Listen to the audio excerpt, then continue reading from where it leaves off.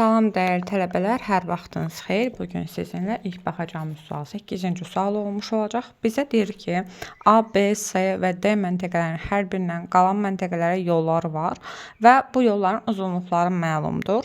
Yəni bunların çəkiləri məlumdur. Bunlar çəkidir, bunların uzunluqları da til üzərində yazılıb. Qeyd edib xüsusi olaraq çəkilərini burada yazılmasına baxmayaraq, bu məntəqənin birində başlayıb, digərində bitən. Hər birində yalnız bir dəfə olmaqla keçmək lazımdır. Bu nə deməkdir? Məsəl üçün, sən A, C, B, bir də gəlib C, A qayda bilməzsən. Yalnız və yalnız A-dan C, B, A-ya gələ bilərsən. Və mən qrafıma baxıram, görürəm ki, bu qraf adi qrafdır və bu qrafda nə bir qövs var, nə bir belə deyək də, ilgək var və yaxud da ki, heç nə yoxdur. Bu adi qrafdır, yönəldilməmiş qrafdır. Yəni istiqamətlənməmiş qrafdır. Burada dövrə də yaranacaq. Məsələn, misal üçün ACDA dövrəsi və yaxud da ki ABCA dövrəsi və yaxud da ki ABCDA dövrəsi və s. Mən bunun üçün ağac modelindən istifadə edəcəm. Çox bəsitləşdirəcəyik biz burada modeli. Burada ağac modelindən ona görə istifadə edirik ki, bir təpədən çıxsın, digər bir dəfədə keçmədən özünə qayıtsın. A, məsələn, siz istəsiniz B-ni də başlanğıc nöqtəsi götürə bilərsiniz. D-ni, C-ni də. Mən A-nı götürürəm. A-nı başlanğıc nöqtəsi götürüb işləməyə başlayıram. Deməli, A-dan nəyə yol var? Hətta siz belə bir şey, asan bir şey də edə bilərsiniz. A-dan kimlərə yol var? B-yə yol var. Baxın, C-yə yol var və D-yə yol var. Belə bir şey çəkə bilərsiniz. Daha sonra B-dən kimə yol var? A-ya, C-yə və D-yə yol var. Mən A-nı burada yazılıb deyib D yazmıram. B-dən C-yə, D-yə yol var. Yaza da bilərsiniz, yazmaya da bilərsiniz. Fərqi yoxdur. Daha sonra C-dən onsuz da çəkmiş olacaqsınız. C-dən kimə yol var? B-yə və D-yə. A-nı yazmışıq onsuz da. Bir də D qaldı. D-dən kimə yol var? B-yə və C-yə yol var. İndi buna uyğun mən qrafımı, ağac modelimi burada sadə dildə çəkəcəm. Bizim nə edirik? A-dan B-yə yolumuz var. A-dan B-yə nə qədərdir? Burada yazılıb adəni 7. Düzdürmü? Sonra A-dan nəyə yol var? C-yə yol var. A-dan C-yə yolu çəkirəm. A-dan C-yə yol 5-dir. Daha sonra nə edirəm? A-dan D-yə yolu çəkirəm və A-dan D-yə yolun 4 olduğunu görürəm. Mən A-dan çıxan yolları yazdım. Daha sonra nə edirəm? B-dən çıxan yollara baxıram. B-dən çıxan yollar. B-dən kimə gedir? C-yə gedir, D-yə gedir. Mən burada bir C yazıram. Burada da bir D yazıram. B-dən C-yə baxıram. B-dən C-yə 6-dır. B-dən D-yə nə qədərdir? B-dən D-yə 1-dir. Burada mənim yollarım tamamlandı. Niyə görə tamamlandı? Çünki bax, A, B, C, bura A-ya bir də yaza bilmərəm də, yol tamamlanmış olur. Eyni qaydada burada da yol tamamlanmış olur. Keçirəm artıq C-yə.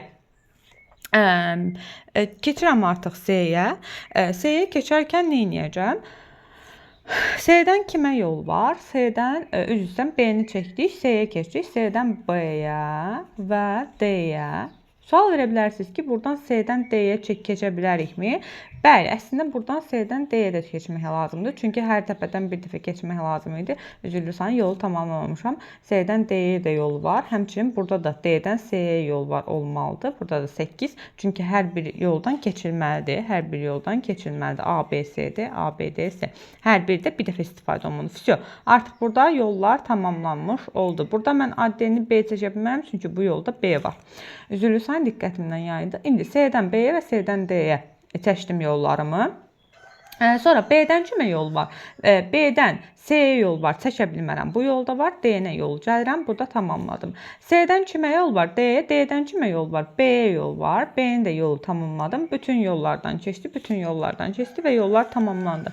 Eyni qaydanı burada tətbiq edirəm. D-dən kimə yol var? D-dən B-yə yol var. Həmçinin B-dən də C-yə yol var. Burada bütün yollardan keçdi və yol tamamlandı. D-dən C-yə və C-dən də B-yə yol var. Burada da bütün yollardan keçdi və bütün yollar tamamladı. İndi nə edirəm? C-dən B-yə nə qədərdir? Baxıram 6-dır. B-dən D-yə nə qədərdir? Baxıram 1-dir. C-dən D-yə nə qədərdir? 8-dir. D-dən B-yə nə qədərdir? 1-dir.